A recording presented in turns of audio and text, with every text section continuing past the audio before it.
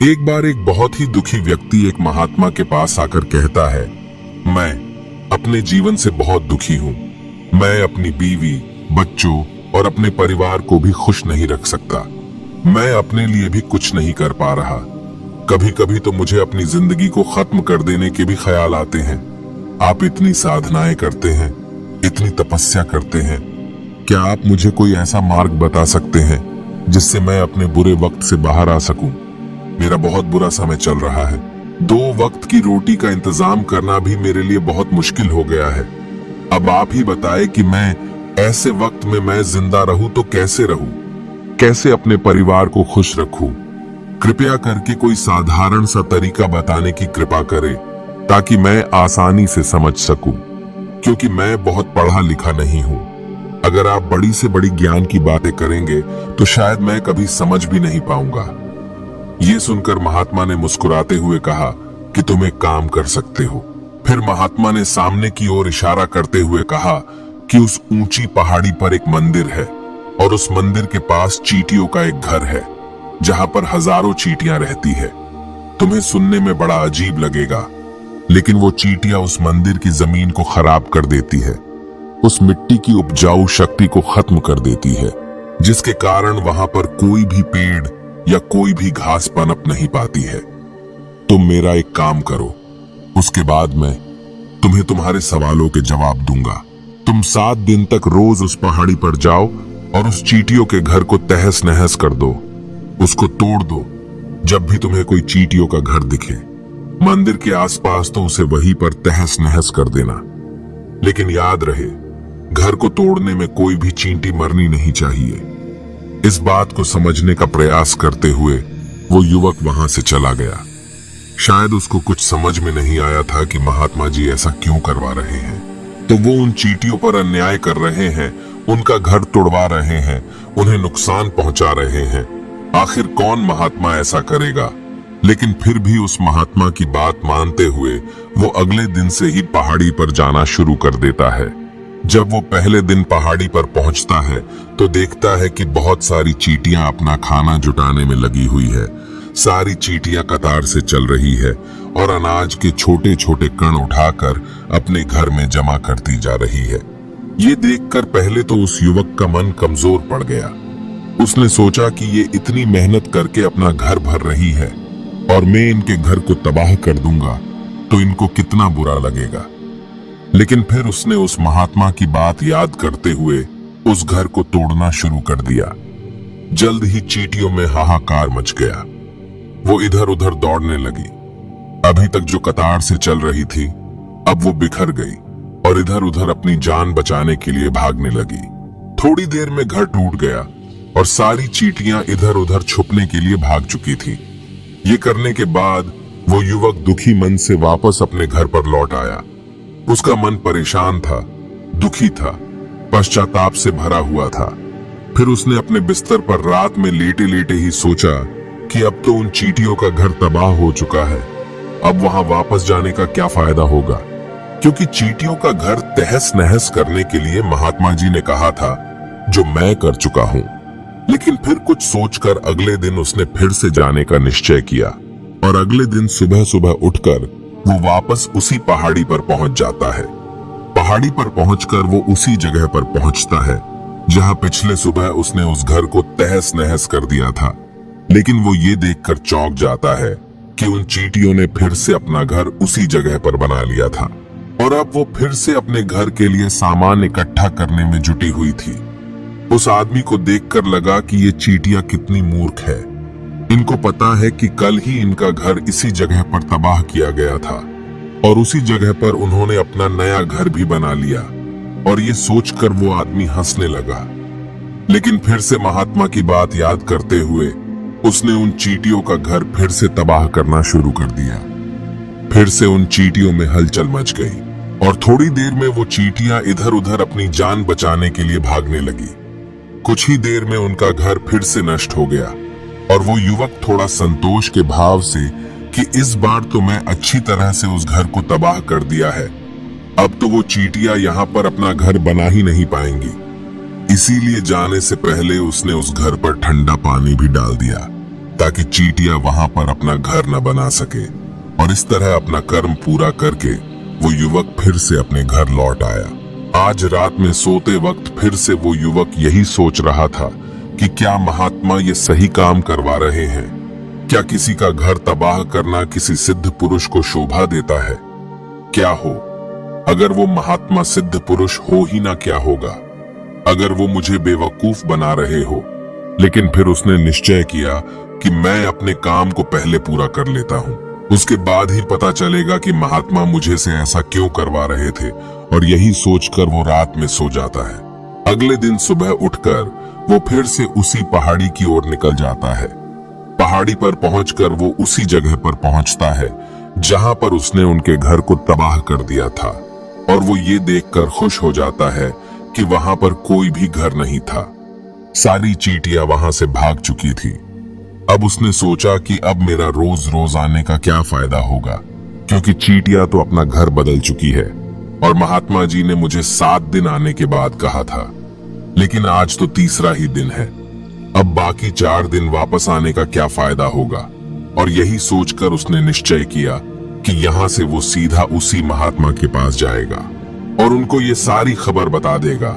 जब वो वापस मुड़कर उस पहाड़ी से उस महात्मा की कुटिया की तरफ जाने लगा, तभी अचानक उसकी नजर एक और घर पर पड़ी जो कि चींटियों का ही बनाया हुआ था।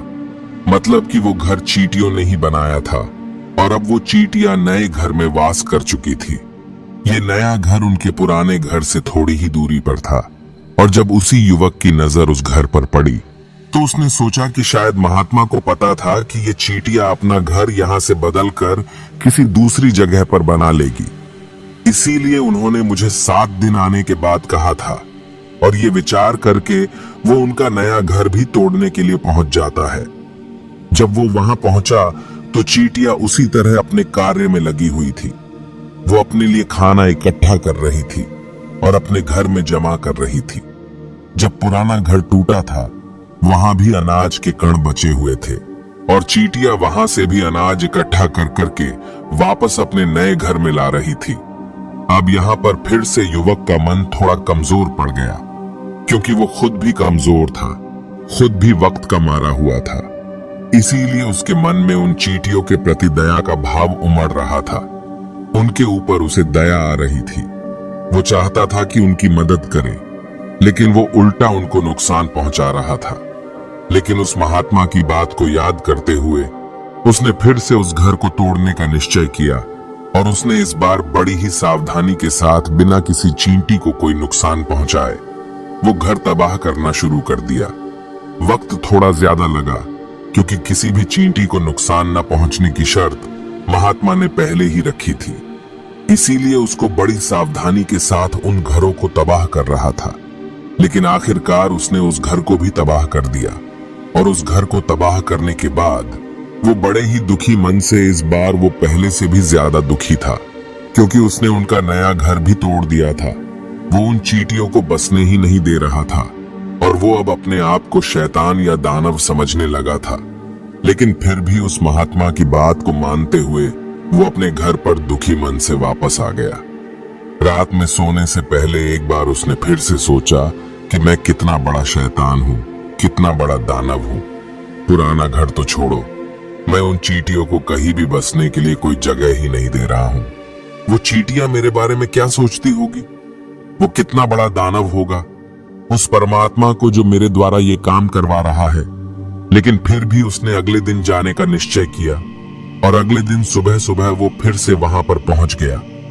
वो ये देखकर फिर से आश्चर्यचकित रह जाता है कि इस बार चींटियों ने एक और नई जगह पर अपना घर बना लिया था।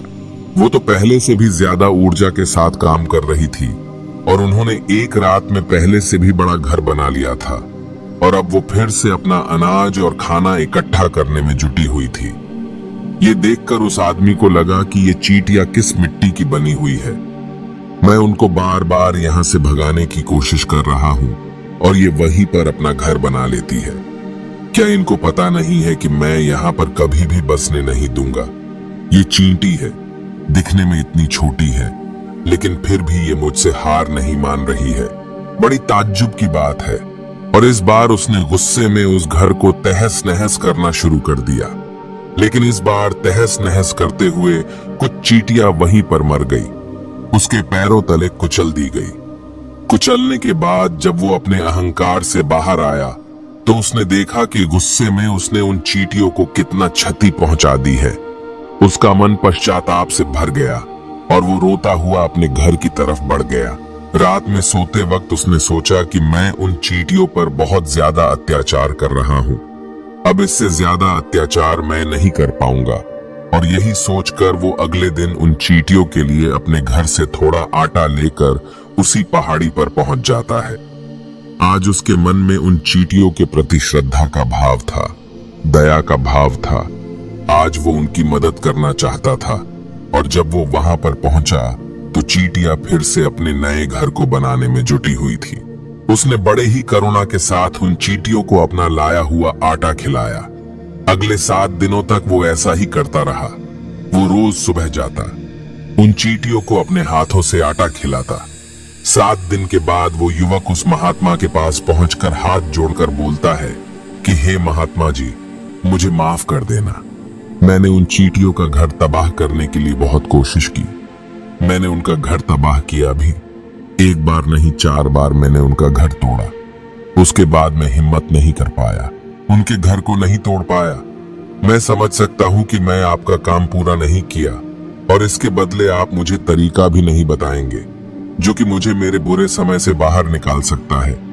लेकिन मुझे इसका कोई परवाह नहीं है। मुझे लगता है कि मैंने जो किया वो सही किया, इसीलिए मैं आपसे आज्ञा लेकर वापस जा रहा हूं। कृपया मुझे वापस अपने घर जाने की आज्ञा दीजिए। ये सुनकर महात्मा ने मुस्कुराते हुए कहा कि अरे बेटा, कहाँ चल दिए? रुको तो सही, जलपान तो कर लो, थोड़ी देर ठहर जाओ, उसके बाद चले जाना। और ये कहकर वो महात्मा उस युवक के लिए पानी लेकर आते हैं।